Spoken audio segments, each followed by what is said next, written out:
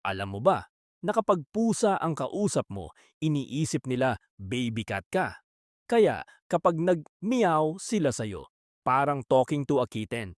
Dahil ang pusa hindi nagme-meow sa isa't isa, pang human language lang yan. Ang mga kuting, baby cats, ay nagme-meow sa nanay nila para humingi ng pagkain o atensyon. Pero pag lumaki na sila, hindi na nila ginagamit ang meow pang cat to cat. Sa halip, gumagamit sila ng body language, tumaas ang buntot o friendly, purring, comfort, hissing, growling, galit o warning, scent marking o iniiwan nila ang amoy nila. So bakit nagmemeyaw sila sa tao? Kasi ina-adapt nila ang baby communication para kausapin tayo. Sa utak nila, ikaw ay malaki, mabagal kumilos na pusa na dapat niyang kausapin. So yes, sa tingin ng pusa mo, kuting ka.